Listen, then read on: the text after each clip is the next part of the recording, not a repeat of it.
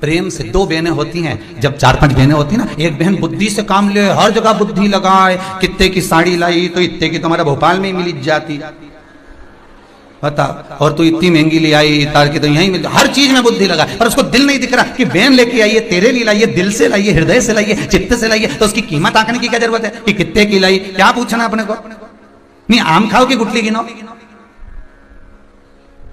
जो बात बात में बुद्धि लगा रहा हो, जो बात बात में बुद्धि की प्रस्तुति दे रहा हो, ऐसे व्यक्ति से थोड़ा सा कम मिलिए, और जो दिल में लगाए, हृदय लगाए, चित्त लगाए, बुद्धि लगाए, उससे थोड़ा ज्यादा मिलिए।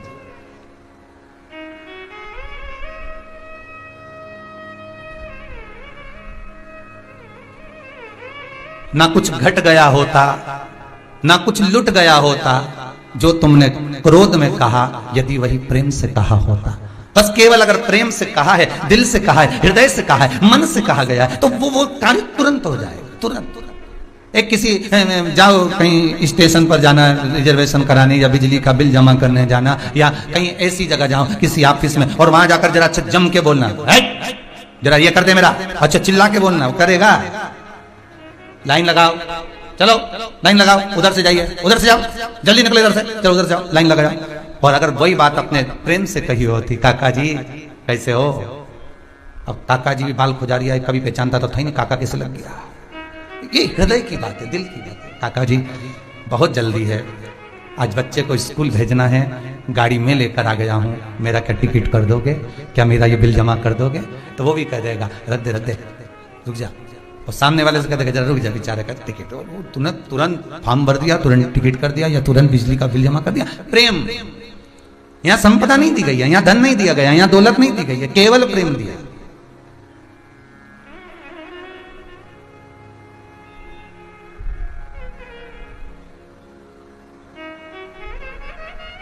मेरा शिव अगर कुछ देता है तो केवल दिल देता है। ब्रह्मा जी तो खुद परेशान इनसे, खूब। कोई शंकर जी के मंदिर में आया हो, नरसिंह मेहता रोता रोता आया तो नरसिंह मेहता का भला कर दिया, नामदेव जी आए तो उनका भला कर दिया, तुकाराम जी आए तो उनका, रामकृष्ण परमहंस जी आए तो उनका, जो शंकर जी के पास पहुंच गया, नैनों में नीर भरकर शिव के पास जाकर जो कहा गया, शंकर के पास जाकर अनुमोदन किया गया, बस उसने, मेरे शिव ने देख लिया कि ये दिल से करा, ये हृदय से करा, इस चित्त वृत्ति लगाकर इस मन से मेरे को पुकार रहा है, तो शंकर ने देरी नहीं करी, भगवान देरी नहीं करे, ये मेरे को पुकारा, हृदय से पुकारा।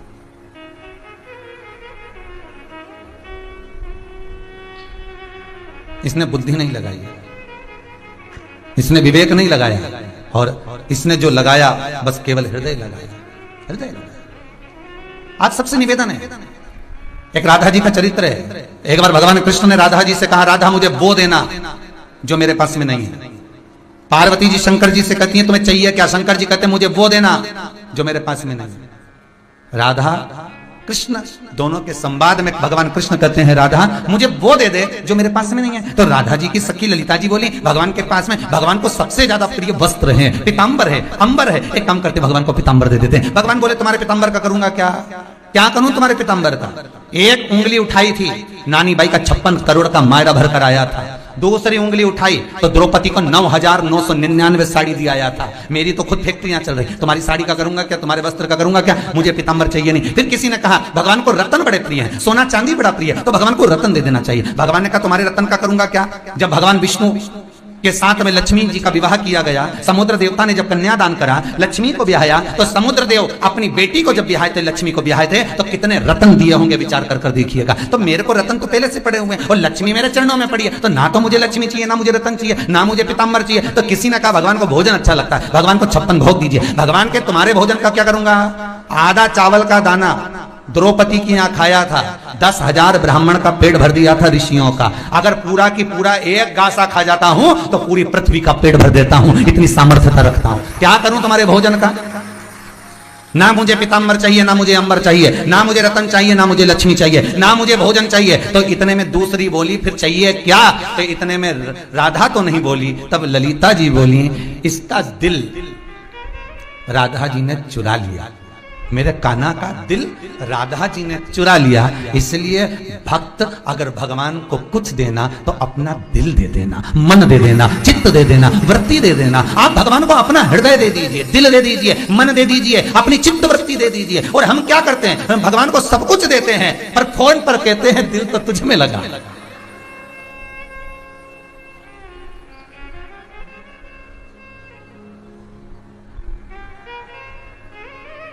जिसको देना था उसको नहीं देता।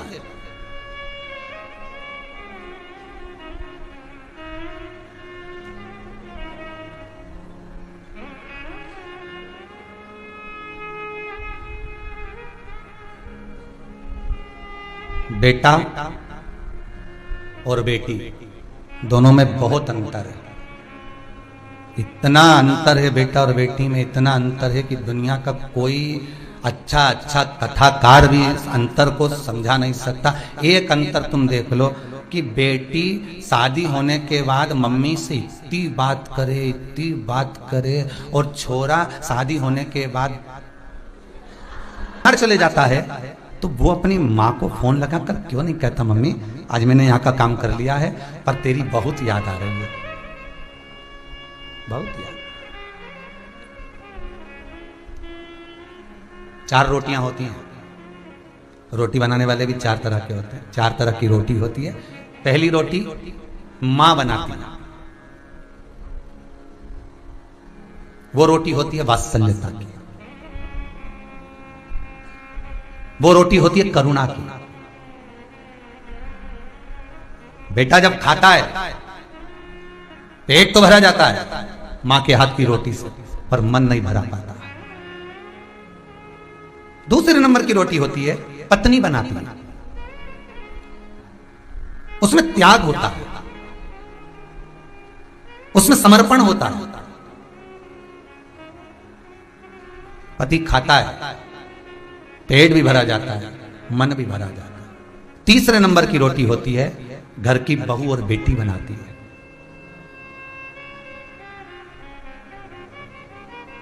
उसमें स्नेह जुड़ा होगा, उसमें स्नेह जुड़ा।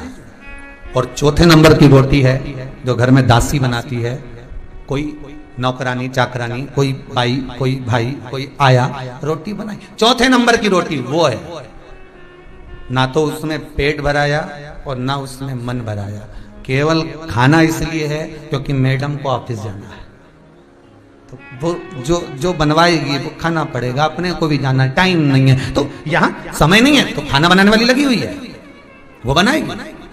पर कितनी सुंदर बात गर्ग संहिता के अंदर लिखी और कितनी सुंदर बात भविष्य पुराण के अंदर लिखी कि भले कितने भी वीआईपी बन जाओ, कितनी भी नौकर तुम्हारे यहाँ काम करें, कितने भी चाकर तुम्हारे यहाँ काम करें, भले तुम्हारे चरण दबाने वाले लगे हों, पांव में चप्पल पहनाने वाले लगे हों, भले तुम्हारा थूक झेलने वाले खड़े हों, पर यहाँ पर भविष्य पुराण कहती है जिस कक्ष में रसोई घर में भोजन बनता है उस रसोई घर में भले रोटी बनाने वाली बाई लगी हो, पर निवेदन भविष्य पुराण करती है कि घर की बहू बेटी या माता को सब्जी तो अपने हाथों से ही बनाना चाहिए, भले रोटी को ही बनाए।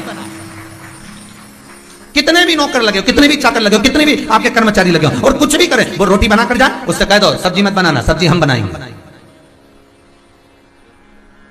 दाल हम बघारेंगे, तू उबाल दे, बघारेंगे हम। क्यों? केवल रोटी अकेली नहीं खाई जाती, काय से खाई जाती है? सब्जी से। उसने किसी भी भाव से रोटी बनाई हो, कुड़ कुड़ के बनाई हो, चाहे घर से टेंशन लेके आके आटा उसन उसन के रोटी बनाई हो, वो कैसी भी बनाएगी। और तुम पति को परसोगे तो भोजन परसने में जो सब्जी बनाई है आपने, जो दाल बघारी है, जो चटनी बनाई है आपने, जो भी कुछ पदार्थ बनाया है, सामग्री बनाई है, उसमें तुमने प्रेम से बनाया कि मैंने आज अच्छे से बघारी है, बहुत जोरदार बघारी, दिल से बघारी। तो जब वो रोटी किसी काम की नहीं, बस वो सब्जी में गई, डूब गई, और डूबी तो उसका जो स्वाद है, उसका जो प्रेम है, उस रोटी को संजोकर तुम्हारे उदर तक पहुंचा दिया। तो भविष्य पुराण कहती है बनवाओ जो बनवाना है तुमसे, मना नहीं, सारा काम करवाओ नौकर चाकर से, मना नहीं, पर रोटी भी बनवाओ, मना नहीं, पर सब्जी प्रयास करना।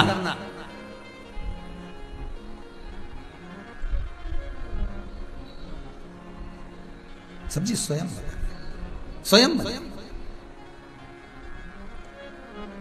किसी भी देवता के यहाँ जाइए, समय देख कर जाओ, मना नहीं है। वहां लिखा रहता है सुबह 9 बजे से 12 बजे तक खुला रहेगा, 4 बजे से इतनी बजे तक खुला रहेगा। और शंकर के मंदिर में कोई समय नहीं होता, माँ जननी जगदम्बा के मंदिर में कोई समय नहीं होता, माता वैष्णो देवी के मंदिर चले जाओ, विजासन के मंदिर चले जाओ, सलकनपुर चले जाओ, मैहर चले जाओ, तुम जितने माता, देवास वाली माता के मंदिर चले जाओ, तुम जितनी चामुंडा के माता के मंदिर, कलकत्ता वाली माता के मंदिर, जितनी देवी के मंदिर जाओगे, जितने सिद्धपीठ जाओगे, सारी सिद्धपीठ में समय की कोई परिभाषा नहीं होती। माँ के दरबार में समय की सीमा नहीं होती। क्यों? क्योंकि माँ अपने बेटे से कभी भी मिल सकती है और बेटा अपनी मां को कभी भी पुकार सकता है, उसके समय की कोई सीमा नहीं है। आधी रात को भी बेटा रो रहा है, आधी रात को भी बच्चा रो रहा है, तो मां को उठना पड़ेगा, मां को उठना पड़ेगा। एक पहले एक भजन चलता था नवरात्र में, हमने भी सुना था, आपने भी सुना होगा, बेटा जो बुलाए मां को आना चाहिए। शिव के द्वार कभी भी जाओ। जिस बेटे ने प्रश्न करा है कि भगवान के मंदिर सुबह शाम ही जा सकते हैं, नहीं बेटा, भगवान कौन से हैं, देवता कौन से हैं और किसके यहां जा रहे हैं, अंतर है, अंतर है। 3 मित्र आपस में झगड़ा कर लिया जंगल में जाके, एक राम जी को भजता था, एक कृष्ण जी को भजता था, एक शंकर जी को भजता था, तीनों झगड़ा कर लिया। तीनों बोले एक बोले मेरे राम जी के बराबर कोई देवता नहीं, एक बोला मेरे कृष्ण जी के बराबर कोई देवता नहीं, एक बोला मेरे शंकर जी के बराबर कोई देवता नहीं, तीनों झगड़ा कर लिया। तो तीनों में विचार करा, चल तू राम जी के बुला, तू कृष्ण जी के बुला, मैं शंकर जी के बुला, सबसे पहले कौन आए आज ही देख ले, बस जो पहले आएगा समझ लो बस वो ही देव, ठीक है। अब तीनों ने झगड़ा, तो बच्चे तो आपस में झगड़ लेते हैं, तीनों ने झगड़ा कर लिया। एक चिल्ला कर बोला, हे अयोध्या के राजा, हे नरेश, हे अवधपति, हे जानकी पति, अयोध्या छोड़कर जल्दी आओ मेरे राम राघव, मैं आपको पुकार रहा हूं, जल्दी पधारो अवध नरेश, आइए। उसने पुकारा, भगवान नहीं आए। दूसरा चालू हुआ, हे द्वारकाधिपति द्वारकेश, हे द्वारका के नाथ, हे मथुराधीश, हे मथुरा के राजा, हे द्वारका के राजा, शीघ्र आओ, मुझे आपकी जरूरत है, भगवान पधारो। अब तीसरा बोला, कंकर को उठाया, शंकर भोला कहा है रे, इतने में तो भोला प्रकट, भोला सामने, भोला तो भोला, इनने कंकर उठाया, शंकर देखा ने भोला, वो तो तुरंत, फिर आए राम जी, फिर आए कृष्ण जी, तो ये दोनों उनसे झगड़ा करने लगे, हमें सबसे पहले तुम्हें बुलाया, तुम क्यों नहीं आए? राम जी बोले, तूने कहा था अयोध्या नरेश पधारो, तो नरेश को ऐसे ही आए, अवध का राजा जब चलता है तो सेना भी तो तैयार करना पड़ती कि ऐसे ही प्रधानमंत्री यूं ही चल जाए, राष्ट्रपति प्रधानमंत्री को बुलाओ तो व्यवस्था तो करना पड़े ना, पहले से सेना वेना तैयार करो, साधो सब कुछ, मंच देखो, ये देखो वो देखो, 2-4 कुत्ता लेने घुमाओ, फिर देख क्या कहीं कोई सामान तो नहीं पड़ा इधर उधर, तो कोई राजा ऐसी आ जाए, तो आपने कहा अवध नरेश आइए, अयोध्या के राजा आइए, तो राजा चलकर आएगा, सेना तैयार करेगा, एकदम कैसे आ जाएगा? और इतने में वो कृष्ण वाला बोले, तो आप नहीं आए द्वारकानाथ बोले, राजा हूँ, 16,108 रानियां हैं, सबके कमरे से निकलूं, द्वारका की सीढ़ी नीचे उतरूं, फिर सेना लूं, तैयारी करूं, फिर तो पहुंचू। तो फिर इन्होंने राम जी और कृष्ण जी से पूछा, फिर ये शंकर जी इतनी जल्दी क्यों आ गए, तुम बताओ। तो दोनों राम और कृष्ण बोले, ये सबसे ज्यादा प्रिय है, ना तो ये नरेश है ना राजा है, हमें तो फिर भी निकल कर आने में टाइम लगता है, ये तो 24 घंटा घूमते रहते, 24 घंटे, इनको तो पुकार आ जाए। राम मुस्कुरा कर कहते हैं, राम मुस्कुरा कर कहते हैं, इसलिए तो राम कह रहे हैं कि मैं भजन इनका करता हूं, कृष्ण कहते हैं मैं भजन इनका करता हूं। तो शंकर जी से पूछा, फिर ये किसका भजन करते हैं? तो शंकर जी बोले, मैं इन दोनों का करता हूं, मैं राम और कृष्ण का।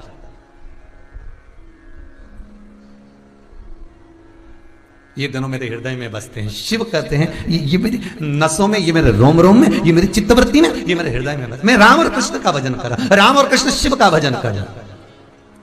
पुकार आ जाए दिल से, हृदय से, चित्त। आपको फिर कहूंगा, जैसे प्रकट ऋषि एकांत में बैठकर तब साधना कर रहे हैं, इसलिए आपसे बार बार कहते हैं, बार बार इस व्यासपीठ से कहते हैं, जो मंदिर एकांत में है, जहां कोई नहीं जाता हो, उस मंदिर में जाकर एकांत में बैठकर एक बार भगवान से दिल की बात जरूर करना, हृदय की बात जरूर करना, उससे कहना जरूर, बाबा से एक बार निवेदन जरूर करना।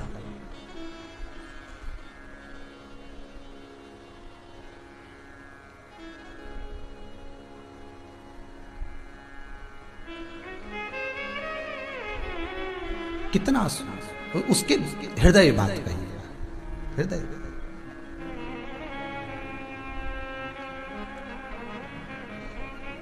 प्रकट ऋषि तब करने बैठे थे, वहीं पर एक डाकू आ गया जिसका नाम था अस्तिमाल।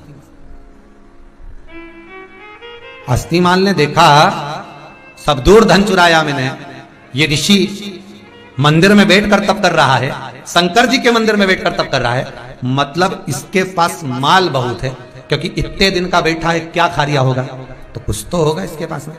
ये अस्तिमाल प्राकट्य ऋषि के पास पहुंच गए, प्राकट्य ऋषि से जाकर बोले, हे बाबा, हे बाबा उठो।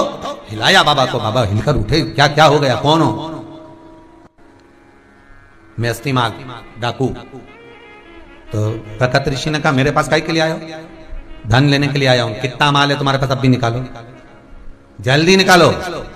प्रकट ऋषि बोले, मेरे पास माल होता तो मैं यहां होता,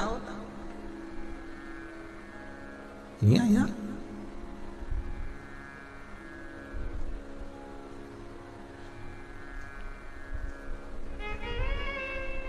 मैं यहां आता क्या? तब साधना मेरे पास, मुझे धन का लोभ नहीं है, मुझे धन की कोई आसक्ति नहीं है, मुझे तो भगवान का भजन करना है, शंकर का भजन करना है, मैं तो मंत्र जाप में डूबा हुआ। और आप अस्तिमाल, तुम मेरे पास धन लेने आए हो? अगर धन तुम्हें कहीं लेने जाना है, कहीं डाका डालना है, तो कहीं दूसरी जगह जाकर धनपति क्या डालो।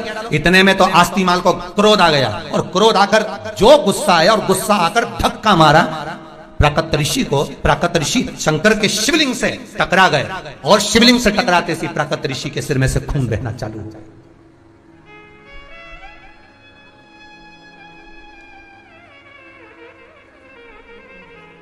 प्राकट ऋषि के सिर में से खून बहा। खून बहते ही जैसे खून बहा, ऊपर मंदिर के शिखर में से सोने की 50 गिन्नियां नीचे गिरी, और गिरी। अस्तिमाल ने सोचा, बता बुढ़ा कितना झूठ बोल रहा है, धन कहां से आया, ये कहां से आया? प्राकट्य ऋषि ने शंकर भगवान के शिवलिंग को पकड़कर कहा, भोलेनाथ ये क्या लीला रच रहे हो, मेरे सिर से खून बह रहा है, आप धन जड़ा रहे हो, अस्तिमाल को धन मिल रहा है, ये क्या लीला है, ये लीला है क्या?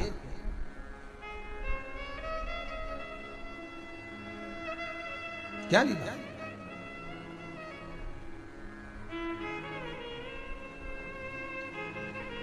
इतनी चोट मुझे पहुंचा दी आपने शंकर। हे शंभू, हे शंकर भोलेनाथ, मैं आपका भजन कर रहा हूं, मैं आपकी उपासना कर रहा हूं, और आप इतना मुझे रक्त निकलवा रहे, इतना रक्त।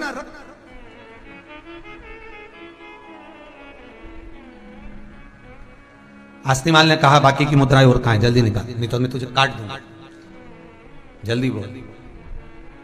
भगवान शिव प्रकट हो गए शिवलिंग में से। प्रकट ऋषि को कहा, प्रकट तेरे और इस अस्तिमाल दोनों में अंतर है। यह अस्तिमाल पूर्व समय का बहुत बड़ा दानी था, इतना दान करता था, इतना पुण्य करता था, इतना सत्कर्म करता था, खूब दान दिया करता था, खूब भजन किया करता था, खूब स्मरण किया करता था। इसके भाग्य में मनुष्य देह धारण करने के बाद इसको राजा का सिंहासन मिलना था, पर यह पृथ्वी पर आकर चोरी कर डाकू का पद पा गया, और थोड़ा चोरी करने लगा, तो आज इसको केवल इतनी ही सोने की मोहरें भाग्य में मिल पाई। और सुनो प्राकट ऋषि, तुम पूर्व समय में एक मछुआरे थे, मछली पकड़ते थे, और मछली पकड़कर एकाग्रित करते वो मछलियां तड़पती मरती, उसके मरने का पाप तुम पर चढ़ा हुआ था।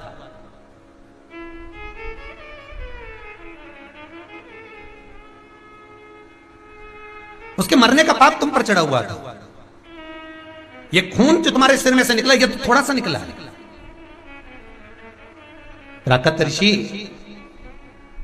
पूर्व समय में तुमने एक पुण्य कर दिया था, इसलिए तुम ऋषि का पद पा गए। वो पुण्य क्या था कि एक गाय का बछड़ा प्यासा तुम्हारे पास में आया, और तुमने अपने पानी में से, क्योंकि तुम समुद्र के तट पर थे, वहां खारा पानी था, बछड़े को पानी पीना था, निर्मल जल नहीं था, तुमने अपने घड़े में से थोड़ा सा जल निकालकर उस बछड़े को पिला दिया था, इसलिए तुम्हें ऋषि का पद मिल गया। और ऋषि का पद पाने के बाद भी तुम्हारे प्राण छूटना थे, क्योंकि तुमने इतनी मछलियों को मारा था, तुम्हें तड़प तड़प कर मरना था।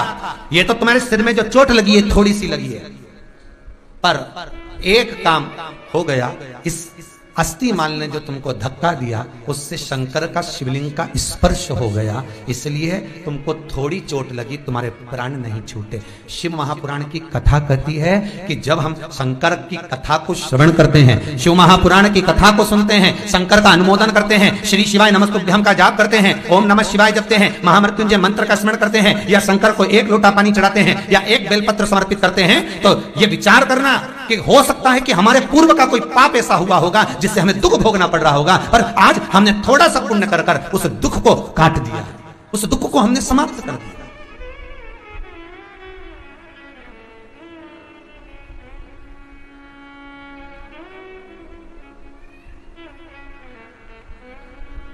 उस दुख को हमने समाप्त कर दिया। महाराज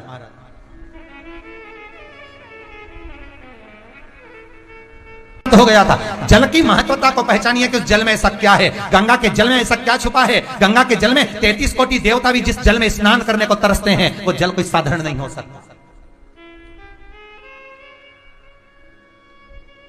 गंगा का जल तो निर्माल्य है ना। निर्माल्य का मतलब जानते हो? भगवान पे चढ़ा हुआ फूल जो उतर जाता है वो क्या कहलाता है? निर्माल्य।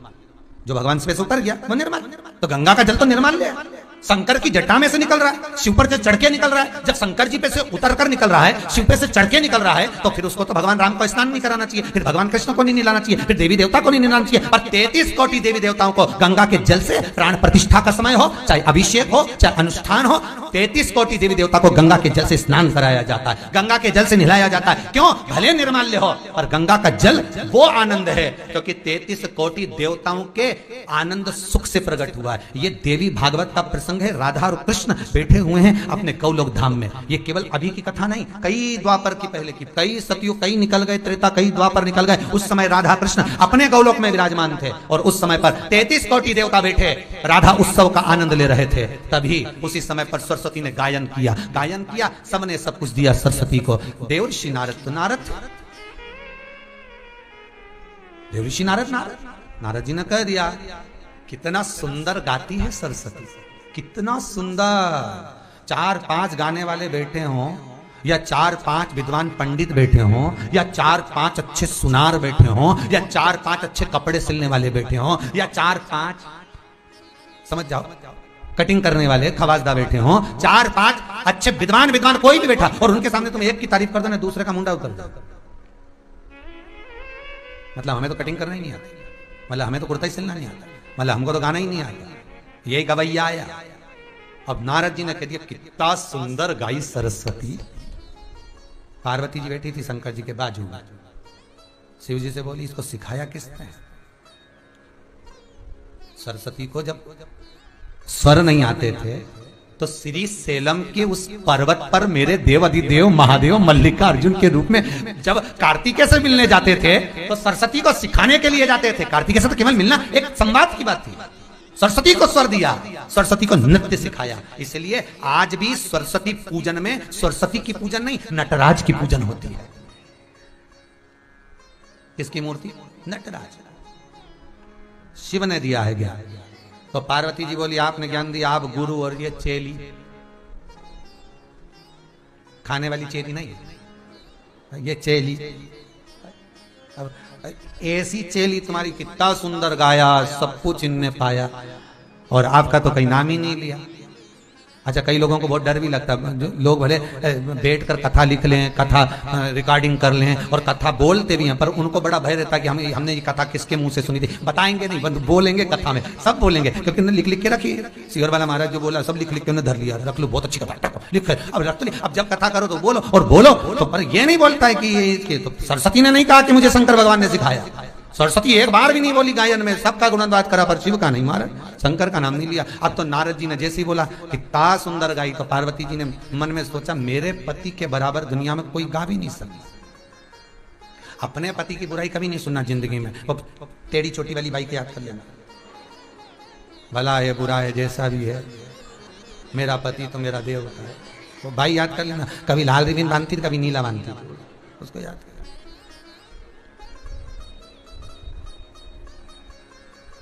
पति की बुराई नहीं सुनना, कभी नहीं सुनना। कोई कितई के एक छोरी के तो गुस्सा आ गया एक बार अपने मायका में कह दिया एक दिन माँ ने, थारा पति तो बेवड़ा है, ये तो गुस्सा आ गया।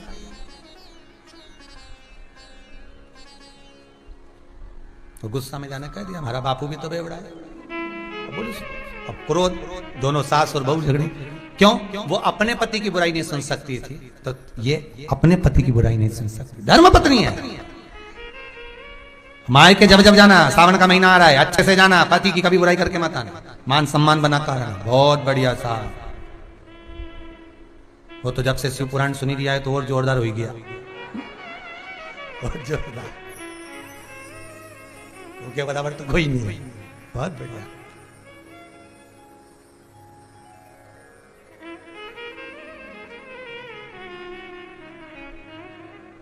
एक तो गाने याद करना पड़ेंगे मेरे को भी, भला है बुरा तो देखना पड़ेगा। तो अब इतना भाव से बोले, बुराई नहीं सुनोगे हो। पार्वती जी ने शिव जी से कहा, भोलेनाथ जी बाबा मेरा ओघड़ दानी, मेरा त्रिकालदर्शी कैलाशी शिव, मैंने कभी नहीं सुना आपके मुख से गायन और आपका नृत्य नहीं देखा। शंकर भगवान मन में सोचे मेरा नृत्य देखेगी तो सब भग जाएंगे जितने बैठे। जितने 33 कोटि देवता कुर्सी लगा के बैठे थे सिंहासनों पे, एक नहीं दिखेगा। एक पांव पटके तो इधर का गया, इधर पटका तो इधर का गया। शिव जी बोले नृत्य तो नहीं दिखाऊंगा पर गायन की बात है तो गाऊंगा। शंकर भगवान ने उठाया डमरू और जो भोलेनाथ जी ने डमरू बजाया, चले जा। एक भजन संध्या तो वो, और जितने वो नहीं गाते तुमसे ताली बजा बजा के तुम्हें निपटा जाते हैं। और खुद गाए ना, माइक तुम्हें लगा। अब समझ में नहीं आया 10,000 का लिफाफा इनको मिलेगा और हमसे गवा गवा के मार दे रहा। अब भजन वो थोड़ा सा गाए, अपन से ज्यादा गब्बा है। अब माइक ले इनके मुंह में, फिर माइक ले, अब बेचारा गा गा के उसी का गला फट गया जो पास में बैठे थे। जितने लोग आगे बैठे थे ना स्टेज के सामने, उन्होंने माइक लिया उसके मुंह में दिया। तो जो आगे बैठा था ना उठ के सीधे जिसने भजन संध्या कराई थी उसके पास गया और जाके बोला इसको 5,000 का लिफाफा देना, 5,000 का हमें दो, आधा हमने गाया, आधा हम गाया लिफाफा आधा। 2 तरह की भजन संध्या, एक में खूब जोरदार जोरदार गाएं और वो केवल गिने चुने भजन। 9 बजे चालू करेंगे, हमने पहला भजन ये वाला गणेश वंदना गाना है, दूसरा ये गाना, तीसरा ये गाना, और गिने चुने भजन गाए तुम लोगों को रिझाया चलेगा। और दूसरी भजन संध्या एक होती है गांव में गम्मत, और वो हारमोनियम लेने, तबला ने, ढोलक लेना, फिर मंजीरा लेना, सब ऐसा घेर के बैठना है और लगने दो फिर सुट्टी और चलने दो। अब बोलो कौन सी भजन संध्या पहले बंद होगी? वो अब कौन सी भजन संध्या पहले बंद होगी बोलो? वो की है। तो वो जो स्टेज पे हो रही थी ना वो तो 10-11 बजे 12 बजे अक्षतम केशवम राम नारायणम वो तो पूरी हो गई। और इनकी तो 10-11 बजे तो चालू हुई, सुबह 4 बजे भी इनके कहीं नहीं हुई। तो चलने दो। तांबा का हंडा तो धरो पानी, और जो गम्मत चले। ने 2 गाने बैठे ने 2 छुट्टी लगाए, फिर 2 गाने बैठे ने 2 छुट्टी लगाए और चलती है बस ये। तब बाजू वाले ने कहा 7:30 बज चुकी है, गम्मत बंद। तब इनने चाय माय पी, घर गए, मुंडा धोया, पत्नी के तो मालूम तब भी आया। 2 तरह के, एक सरस्वती मैया ने भजन गाया और एक शंकर जी ने गाया। अब शंकर जी कौन सा गाए? जो गाए जितने बैठे थे भगवान की गायकी में इतने डूब गए, इतने डूब गए, इतने डूब गए कि इनके सुध नहीं रही।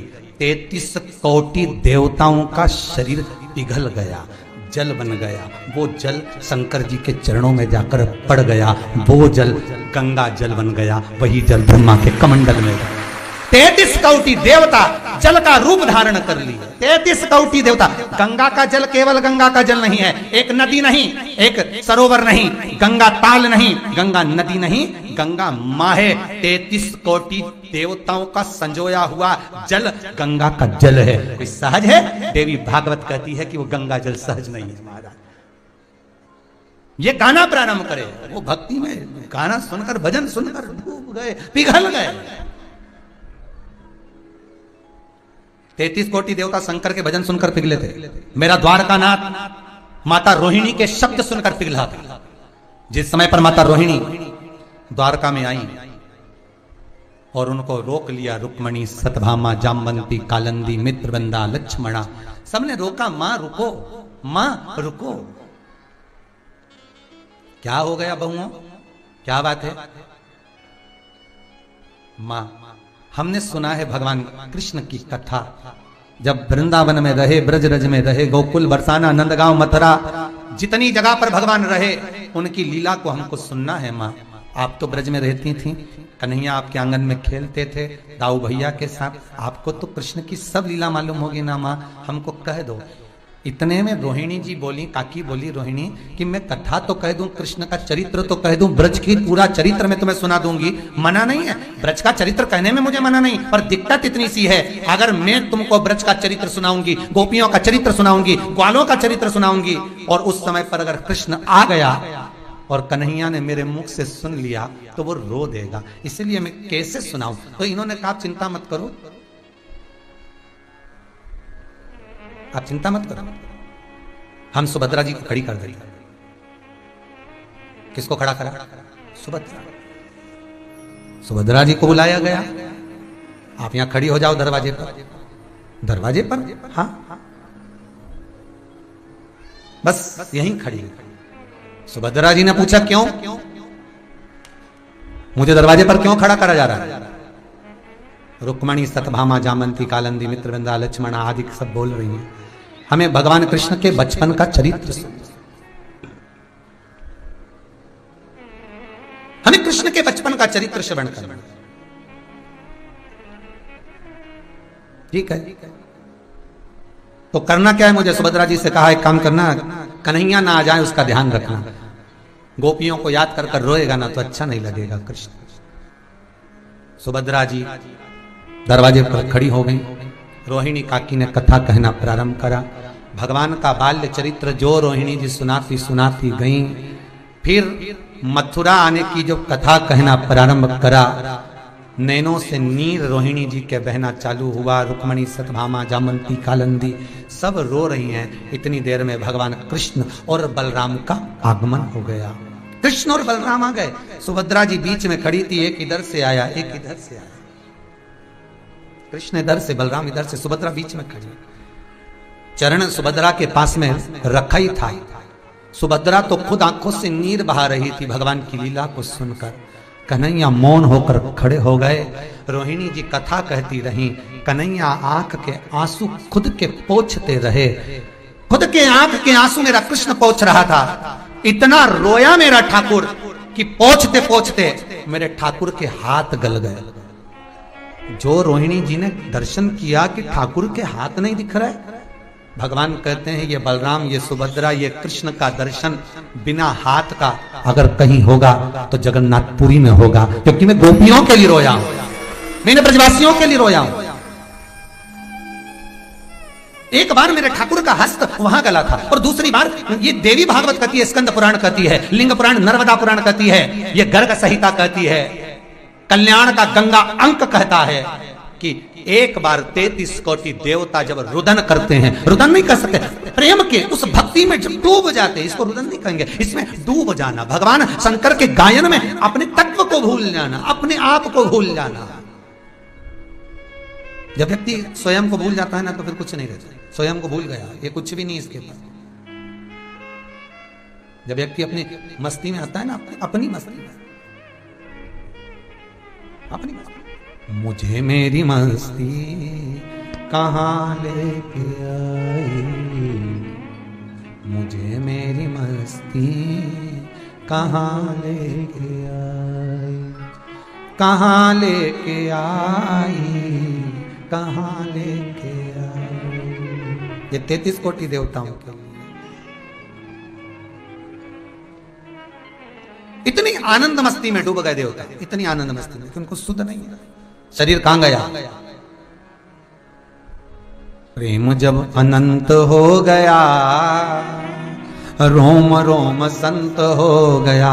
शंकर के भजन की गायकी में, शिव के गायन में, शंकर के संबोधन में इतने डूब गए कि सुध नहीं पड़ी, सुध चली गई। कई लोगों की आदत रहती है साहब, कथा में इतने डूब जाते हैं उनको मालूम ही नहीं पड़ता। मालूम ही नहीं पड़ता कि कहां क्या है।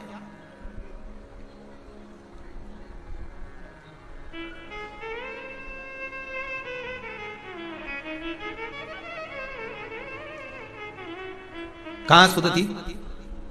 भगवान जब बंसी बजाते थे तो गोपियां शुद्ध रखती थी? इतना डूब जाती थी कि लहंगा धरा शीश पर, दई चूनर पाऊं, पतियन रोके नहीं रुकी, छोड़ चली घर गांव। उनको शुद्ध नहीं रहती थी। एक स्नान करने गई थी, नहाने गई थी, जो स्नान करने गई थी उसके दांत थोड़े बड़े बड़े थे गोपी के। नहाने गई, स्नान कर कर आई तो बाल खुले, लहंगा चोली पहनना था लाल कलर का, पहन लिया ब्लैक कलर का, काला। सुरमा लगाना था नैनों में, लगा लिया होठों में। लाली लगाना थी होठों में, लगा लिया नैनों में। बिंदी लगाना थी लाली की, कुंकू की, लगा ली काजल की। दांत बड़े, होठ काले, आंख लाल, लहंगा चोली काला, ऊपर से बाल खुल्ला। बंसी की आवाज में सुध भूल गई। जैसी दरवाजे से निकल रही थी इसका पति अंदर आ रहा था, आते सी डर गया। कौन है जो चिल्लाया? कौन है? पत्नी कोनी मार के बोली, मैं लीला। कहां जा रही? कन्हैया जी के साथ रास करने जा रही। अब होठ काले, दांत लंबे। हमें तो हमारे इधर का वो 16 श्राद्ध में गोबर की संजा होली नहीं बनाए, वो याद आ गई। हिरनी का बड़ा बड़ा दांत, कि थारी अम्मा मारेगी कि कूटेगी। अब ध्यान आ जाए। और गाते ना माता, छोटी सी गाड़ी लुढ़कती जाए जा में बैठी संजामा संजामा, गागरो चमकाती जाए, चूड़लो चमकाती जाए, बोझ जाए बोले। अब पति डर गया। पति ने कहा ऐसा श्रृंगार करा, जरा दर्पण तो देख ले। पत्नी बोली तुम देख लो, हम तो अच्छे।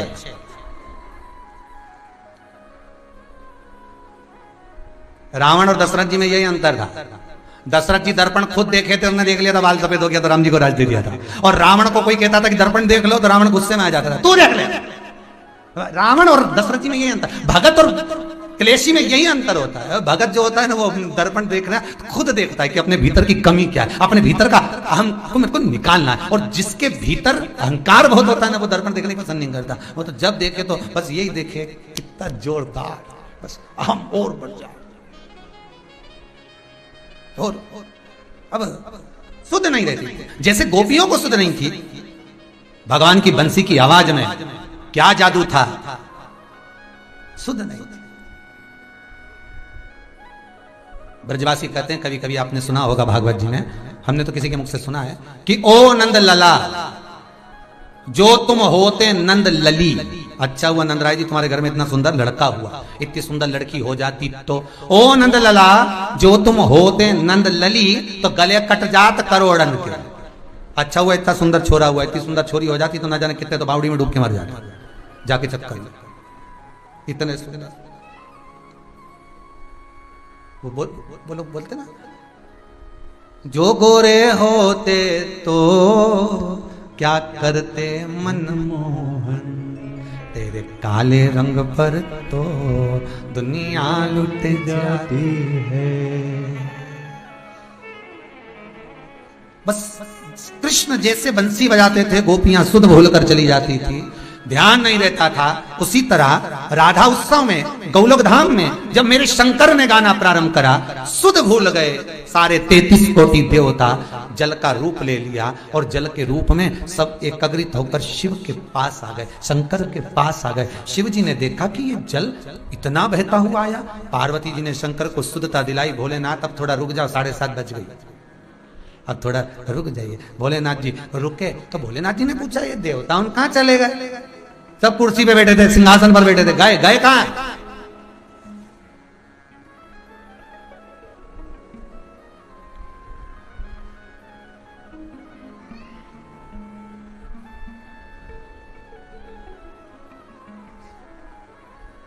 बहुत अंतर होता है, बहुत अंतर। अरे गए कहां हैं सारे के सारे? तो पार्वती जी बोली गए कहीं नहीं, कथा सुन सुनकर, भजन सुन सुनकर ये सब पानी का रूप धारण कर लिए। तुम्हारे चरणों के पास सब है, तुम्हारे चरणों के पास सब जल के वेग में है, सब जल के रूप में। शिव जी ने जल को हाथ में उठाया, ब्रह्मा जी को याद किया, ब्रह्मदेव आए, इस जल को आप रखिए। सारे देवता अगर इस जल के रूप में हैं तो इस जल देवताओं को, इस जल को, इन देवताओं को मैं अपने मस्तक पर धारण करूंगा। शंकर कितने करुणा करने वाले हैं वो देखिए कि देवता सब शिव के चरणों में आ गए थे।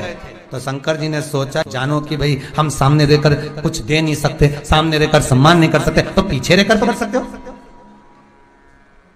पीछे होकर तो कर सकते हो। दिया, शिव ने ब्रह्मा जी को दिया। ब्रह्म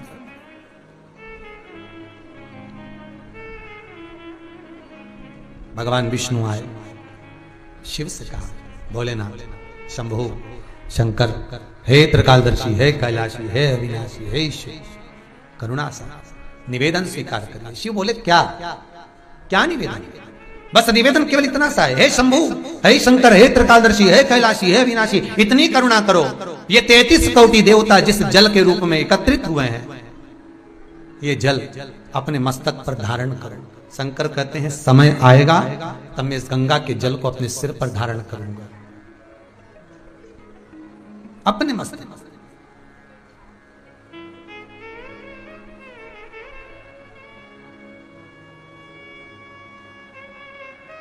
और कोई सहज नहीं है, गंगा का जल फिर निवेदन करूंगा आप सभी से। कल कल करता हुआ जब बहकर गोमुख से निकलता है, ना जाने कितनी औषधियों को लेकर, ना जाने कितनी औषधियों को लेकर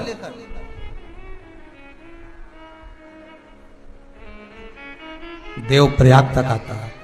देवप्रयाग से ना जाने कितनी औषधियों को लेकर ऋषिकेश, हरिद्वार तक आता है, कितनी औषधियों को लेकर।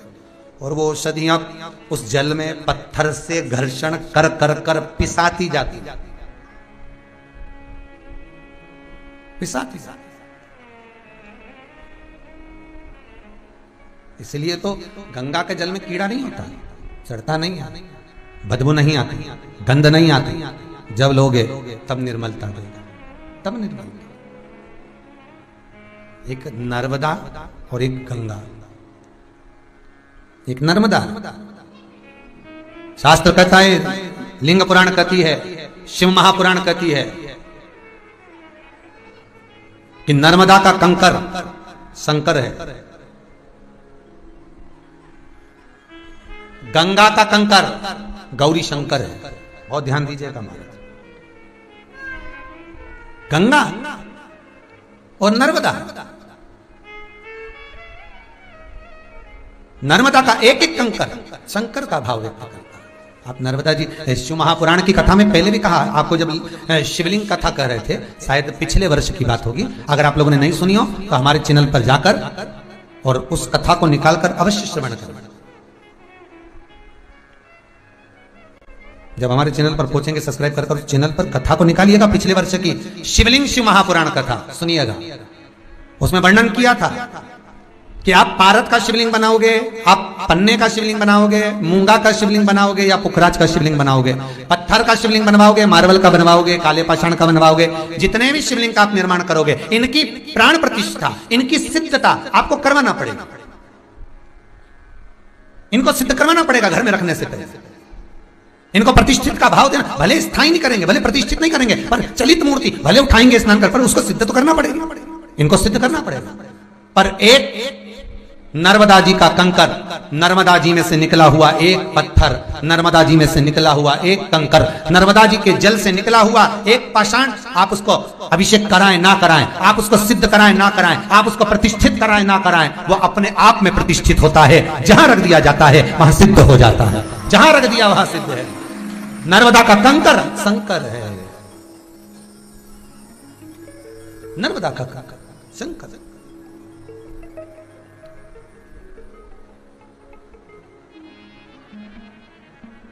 इसलिए त्वदीय पाज पंकजम नमामि देवी नर्मदा। नर्मदा का एक एक कंकर शंकर है और गंगा का एक एक कंकर गौरी शंकर है। गंगा की एक बालू, गंगा की एक रेत, उसका एक कण गौरी शंकर है। एक एक कण गौरी शंकर है हमारे, अलग नहीं, केवल शंकर नहीं, गौरी शंकर। तो गौरी शंकर क्यों कहा? गंगा के कंकर को गौरी शंकर क्यों कहते हैं? गंगा की बालू रेत को गौरी शंकर क्यों कहते हैं? गंगा के जल में से निकला हुआ पाषाण गौरी शंकर क्यों कहलाता है? क्यों कहते हैं? लिंग पुराण कहती है, जब भगवान शंकर के तेज पुंज को सूर्यदेव अग्निदेव ने लाकर गंगा जी को दिया, तो गंगा जी के जल ने शंकर भगवान के तेज पुंज को रखकर उससे पुत्र को प्रकट किया। 6 पुत्र गंगा के जल से प्रकट हुए थे, षडानंद कार्तिकेय। जब वो 6 पुत्र उत्पन्न हुए, रोते एक साथ, दूध पीते एक साथ, बड़ी दुखी हो गई गंगा मैया। तब गंगा जी ने विचार करा क्या करा जाए। गंगा जी ने ऋषियों की पत्नी कृतिकाओं को बुलाया, कृतिकाओं इन पुत्रों को आप संभाल लो। कृतिकाओं ने एक एक पुत्र बांट लिए, उनको संभालने लगी, पर वो 6 रोए तो एक साथ, दूध पिए तो एक साथ, पानी पिए तो एक साथ, बड़ी दुखी होगी कृतिका। कृतिकाओं ने सोचा करे क्या? तब कृतिकाओं ने विचार करा कुछ ना कुछ तो करना पड़ेगा। कृतिकाओं ने बालक को सुलाया, 6 को, हाथ में गंगा का जल लिया। हे गंगा मैया, अगर हमने अपने पति की सेवा परमेश्वर मानकर करी है, पति के चरणों का स्मरण करा है, स्मरण करा है, तो ये 6 एक हो जाए। गंगा जी का जल गिरते ही 6 बालक एक हो गए। मुख 6 थे, शरीर एक था। कृतिकाओं ने एक करा था, इसलिए गंगा जी ने उनका नाम कार्तिकेय रख दिया था। गंगा का जल, गंगा मैया शंकर भगवान के पुत्रों का पालन भी करिए। 6 बेटे और 5 बेटी गंगा के जल से प्रकटी हैं भगवान शंकर की। भगवान शिव के जो 13 बच्चे हैं, उन 13 बच्चों में 6 लड़के कृतिका ने पाले, जो 6 पुत्र वो एक हो गए थे। भले कार्तिक का एक कहलाएंगे तो 6 पुत्र और 5 बेटियां। जब शंकर भगवान स्नान करने बैठे गंगा के जल में, शरीर में से जो पसीने की धार निकल रही थी, उसने 6 रूप, गंगा जी ने 5 रूप बांट दिए। शिव जी की 5 बेटियां उत्पन्न हो गई थी, जया, विषहरा, सामरी बारी, दौतली और देव। ये शंकर जी की 5 बेटियां भी गंगा के जल से प्रकटी हैं, 5 पुत्र। तो ये गौरी शंकर क्यों कहते हैं? शंकर भगवान जैसे नर्मदा का कंकर शंकर है, तो गंगा का कंकर भी शंकर होना था, और गंगा का कंकर गौरी शंकर है। क्यों? उसका कारण केवल एक है, क्योंकि गंगा मैया भगवान शंकर के पुत्रों का, बेटियों का पालन करी है, तो गौरी का ही एक रूप है। किसका रूप है? गौरी का ही, गौरी का रूप। और उस कंकर में गंगा का जल जो लगा हुआ है, गंगा का जल जो स्मरण किया हुआ है, वो गौरी शंकर का ही प्रतीक है, सहज नहीं।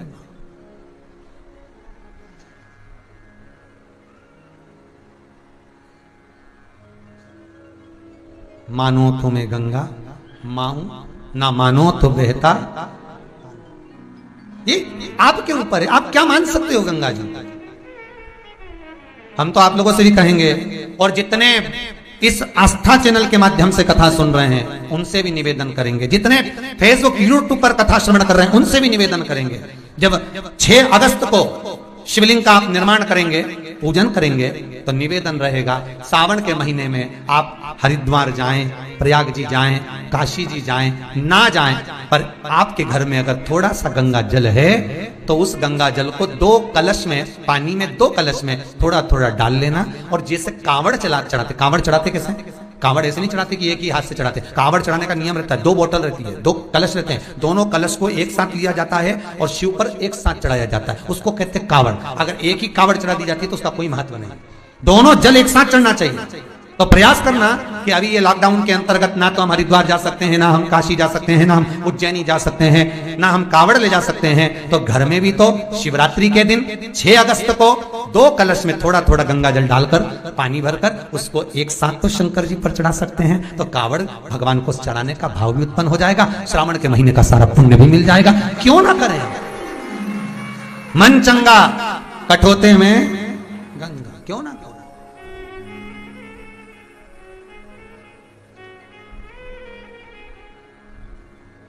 चिंता कितनी होगी कि माता पार्वती ने कार्तिकेय जी से कहा, सुन कार्तिकेय, सुनो कार्तिकेय, ये तारकासुर के हृदय में, चित्त में, वृत्ति में शिव बैठे हैं।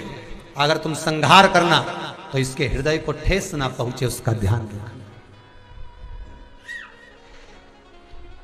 इसके हृदय को ठेस ना पहुंचे, इसका ध्यान रखना।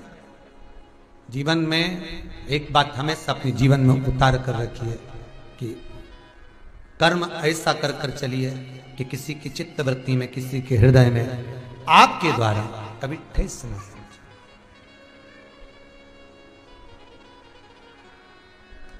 इस तारकासुर के हृदय में, चित्त में, मन में शिव है।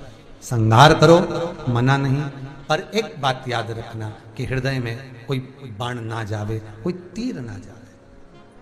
अब वो बालक भी कोई साधारण होगा क्या? वो गंगा के जल से प्रगटा है साहब।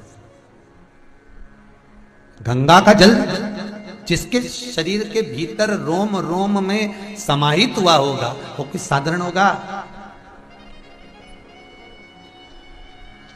बहुत कठिन है महाराज। जितने भारत की भूमि पर उस मां गंगा का उद्गम स्थल गौमुख से लेकर गंगा सागर तक के बीच में जहां जहां गंगा मैया बहकर जा रही है, जहां जहां से गंगा मां निकल कर जा रही है, उस गंगा की धार के दोनों ओर जितने भी तट पर लोग रहते हैं, चाहे वो कोई भी हो, जितने भी निवास करते हैं, उन सब के पावन चरणों को हमारी ओर से, ये गंगा शिव पुराण की ओर से नमन है, क्योंकि आप गंगा के तट पर रहकर गंगा का नित्य